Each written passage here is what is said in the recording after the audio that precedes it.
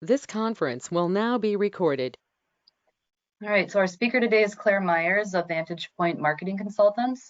They're based out of Morton, Minnesota, and she's going to talk to us today about the top 5 marketing questions that their firm was asked in 2022. So I will turn things over to her.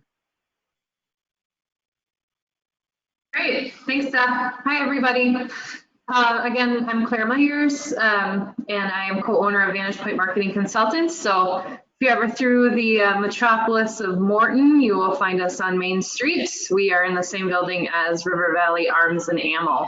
And so, yeah, back in 2021, when Steph asked me, and I was prepared to give this, and then I got COVID, so I'm glad we could reschedule, but I've updated it to just reflect really kind of in the big scheme of things, what we get asked quite often from a lot of our clients in one aspect or another. So I'm just going to share my screen here. And we're gonna present. All right, so these in a nutshell are the top 5 marketing questions that Vantage Point has been asked in 2022. And go. So the first question typically is, what social media platform should I be on?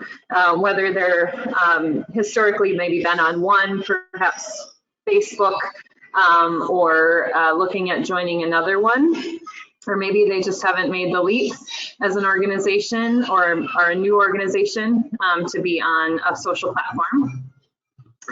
So it's a lengthy answer, but really first and foremost, it all starts with who is your target market. So we talk a lot about target market because with everything, specifically your primary and secondary target markets are based on who are you trying to reach. So what is your demographic? What is your age group you're trying to reach? What is the geography? What is the makeup?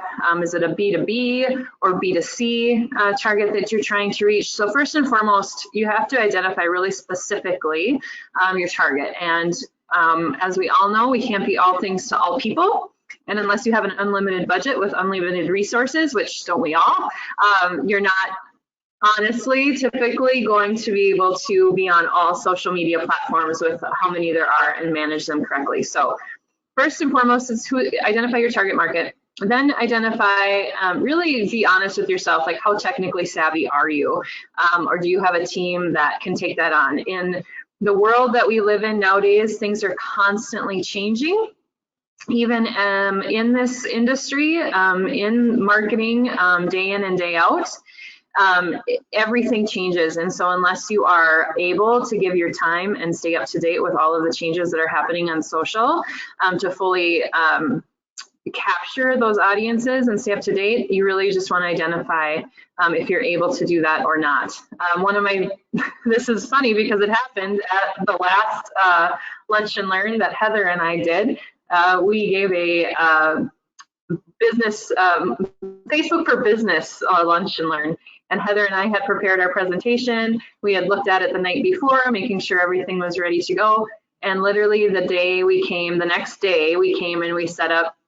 Facebook had updated most of their settings for accessing Facebook Business for Facebook.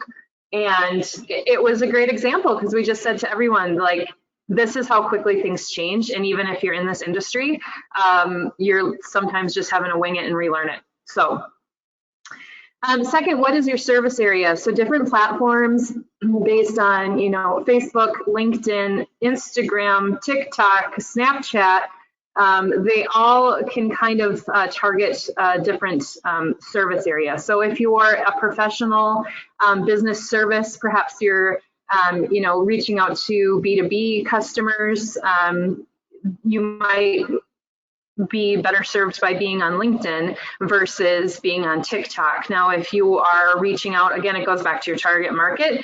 If you're looking again at maybe reaching more Gen Z, and you're able to do a lot of video, and you are maybe have more of like an irreverent, funny, off-the-cuff brand, you know, something like TikTok may be more in your wheelhouse, or Snapchat. But service area, who you're serving, who your customers are, again, going back to your target market, will dictate a lot on what social media platform you may choose to be on. And then what is your budget? So not all things are free in the social media world anymore. When we all started on Facebook, you know, all of it was free and you got great interactions and had a lot of engagement by just purely posting and being consistent with your posts. It is not the story anymore. All of these are pay to play as now. So you can definitely join for free. You can be on them for free, but you're not going to get viewed like you used to unless you're putting some extra dollars towards the content and promoting it. And every single social platform is completely different with how much you're getting for what you're spending. We found that Facebook is still relatively affordable when it comes to that. Even just a little bit will promote your content and really have some great increases in engagement. But others, you know, if you've ever been on LinkedIn and maybe you run a post or you're hiring on LinkedIn and running ads for hiring, those can get expensive quite quick. And again, if you are living and working in Renville County, is that reaching the people that you want to be reaching for that amount of money? Are you getting that return based in Renville County versus, you know, if you're an employer in the Twin Cities market? So those are 4 top things you really want to ask yourself, because every social media platform out there will be identified better for you based on what your answers are to these questions. So the next question that comes with that is, once you've identified what platform you should be on, then the question comes, well, what should I be posting on social media? So first and foremost, it all comes back to your brand. So at Vantage Point, we're very strategic when it comes to being true to your brand. And your brand is you and how you project that through all of the platforms that people see you, hear you, experience you through. And so we really encourage you to be authentic. People can read through inauthenticity quite easily, and we've all, this goes to the second point as well, we've all experienced those brands who just are really trying to push that sale. So don't just try to sell on your social platforms. Again, in the word itself, social is created to be social, to be engaging. It's not just a one-way conversation. So if you're finding yourself always talking to someone and never having anyone engage back with you, that means maybe you're perhaps not being social enough with those interactions. Also, you need to be consistent. So we really say at Vantage Point, you know, there are the kind of the industry standards. If you're on Facebook, you should at minimum be posting twice a week. If you're on TikTok, you should at minimum be posting once a day. If you're on Snapchat, you should be minimum posting twice a day. All of those things that are pretty standard when it comes to consistency. But we also tell our clients, because that's not always achievable, is whatever you decide to do with how often you decide to post, try to keep that consistent. So if you honestly tell yourself and you can commit to posting once a day on your platform, then post once a day. And sometimes it's, I can consistently post once a week now. And once you get into that groove, you can increase it. But the biggest thing is consistency, because if people are used to seeing you and engaging with you, and then you're no longer there, you're going to lose them, and it's going to be hard to get that engagement back. And the final point with this about what should you be posting when you're posting on social media, when you're creating that content, is look at what customers have been asking you in person. And typically, like we know, if one person asks it, many people have the same question. So that's a great way to put content out there and start putting those questions out and having content to answer those questions so people can engage with it. So there's a plethora, if you go back, I'm sure, in all of your customer experiences or reviews you've gotten or hiccups that have come through, or even you know, any historical interactions you've had. That's a great start to what you should be posting on social media, because again, it's like word of mouth, but you're increasing that engagement tenfold when you're putting it out on social.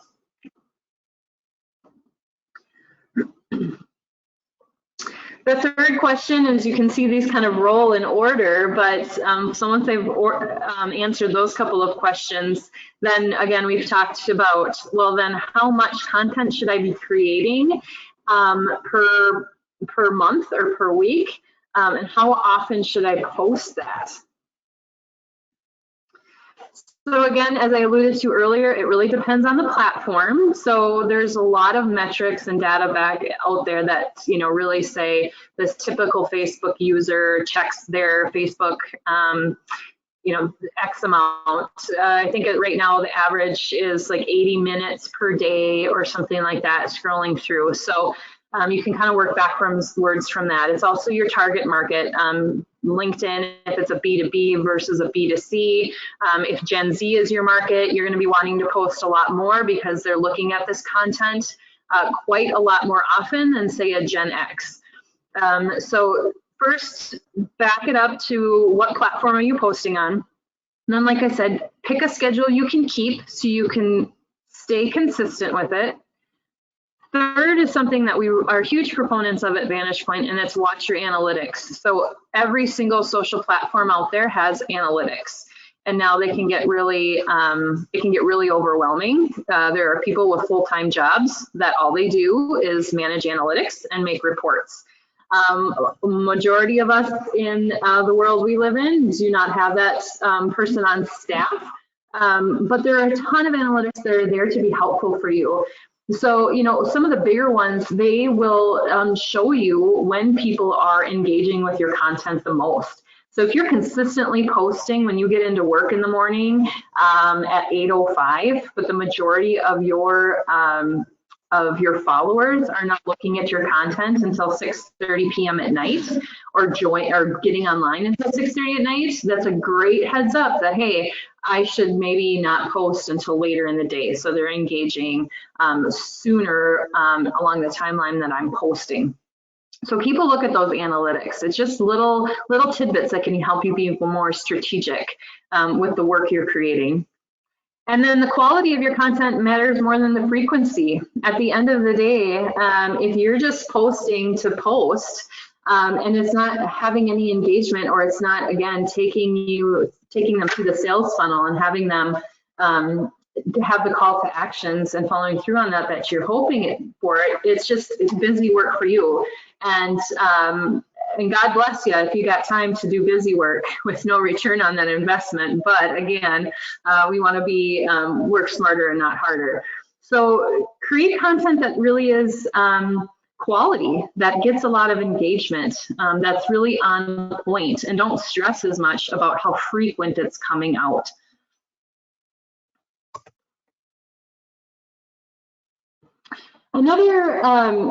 Another question that we've had a lot already in 2022 is when we're helping clients create websites and write content for websites.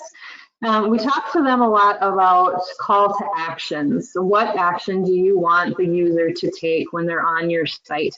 And so we have a lot of people who ask, should I put a call to action on every page of my website? And the answer is yes, but again, you definitely need to have a call to action on every single page, but it depends on what action you want them to take. So there's typically 3 stages that a potential or current customer is in when they come to your site. And the first is awareness. They're coming to your site because they were just made aware of you through some other outlet. And so they're just aware of you and they want to find out more. So those pages that are really, you know, talking about your company, talking about the services you offer, talking about pricing and all of those pieces, they're raising awareness for that customer in that first level of the funnel. And so you want a different call to action for them. You want them to move to the next step of taking action, which is evaluation. So now they've become aware of you, they trust you, they think that yes, you are legitimate, yes, you could possibly help me solve whatever issue that I've been experiencing or need to solve. And now I'm going to evaluate you. So that's a call to action, having them move to that next step to engage more and evaluate. So evaluate could be, I now am ready to talk to someone in person. So my call to action could be, I'm making a phone call, I'm setting up a meeting, I'm filling out a form, I'm sending in some information. I'm price checking, I want to receive a quote. That's another call to action. Fill this out. Do this next, call us, set up a meeting. And so those call to actions will be quite different than the awareness call to actions. And then the third step is, I'm ready to make a purchase. So they're aware of you, they've evaluated your service, they're ready to move ahead, and that purchase is that last call to action. And how will that happen? Enter your credit card information, or download this, order this online. And so those purchase call to actions are going to be different. Again, so as a takeaway, every single, and if you have a website now, you're not building one, but I encourage all of you to look at your current websites. Does every page of your current website have some sort of call to action? And if it doesn't, I highly recommend you look through that content and add one. We want websites to be informative and lead people through the sales funnel. And if you're making it too difficult for them to find the answers that they're looking for in today's age of everyone has content, everyone's pushing it, everyone's trying to sell you, and more than likely you have a competitor in your market, it's easy to leave and find those people who can answer their questions. So look through your current content, add those call to actions.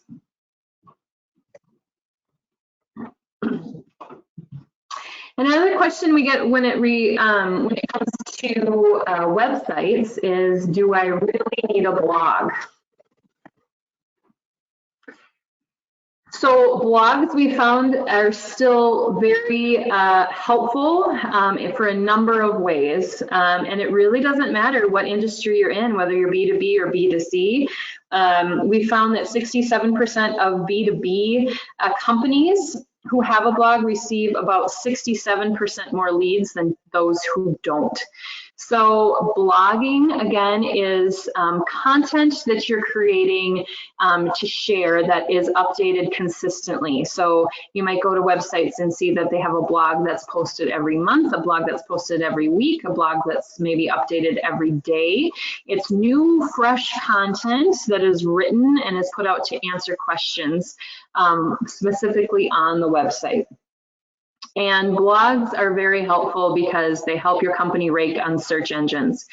So search engines, so if you're thinking Google, so algorithms on Google are really set up to make sure that the content that you are putting on your website is fresh and updated, and it's not stagnant.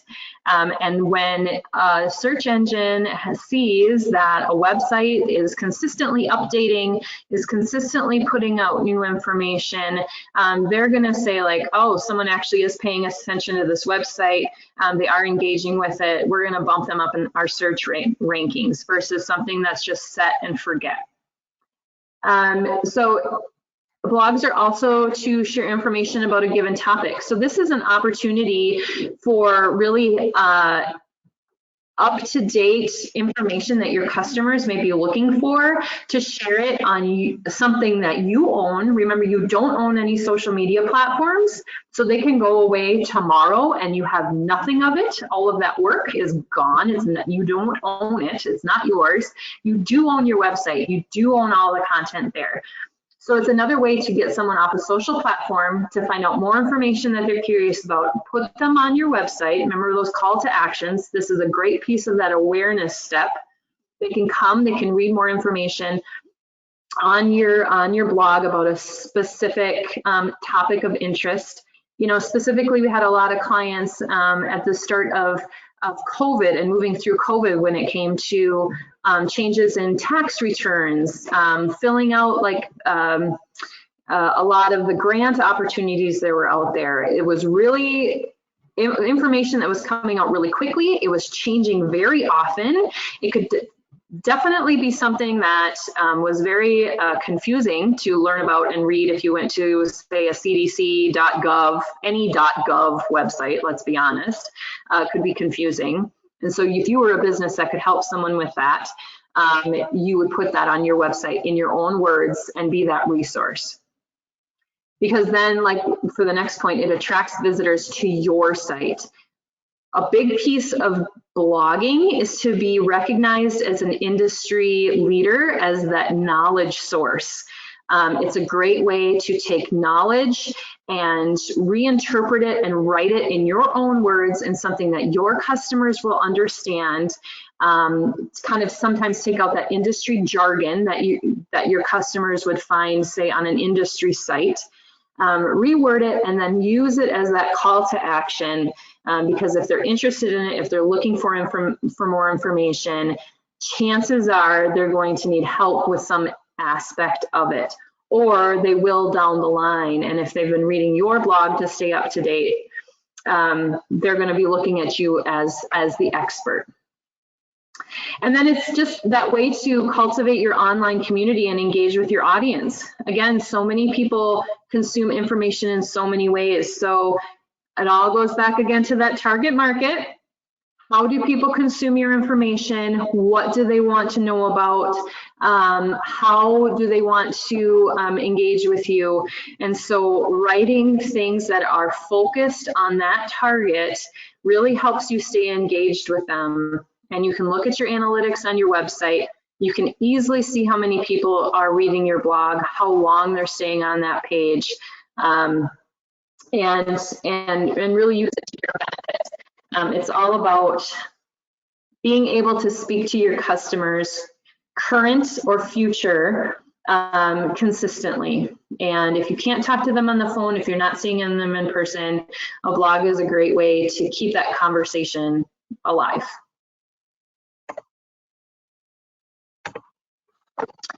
I think that might be my last one. So I'm going to stop sharing my screen.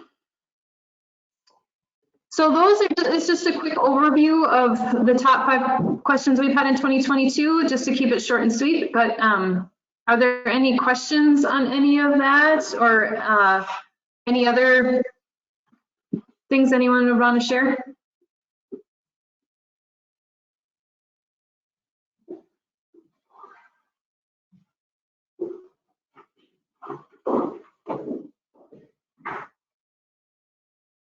Okay, well, Steph. Well, thank you very much. Much appreciated. Our next Lunch and Learn will be held Wednesday, August 10th, I believe, at noon. If anybody has any presenter ideas, please feel free to reach out to myself or Jordan, and we'll see you all next month. Thank you, Claire. Great. Thanks, everybody.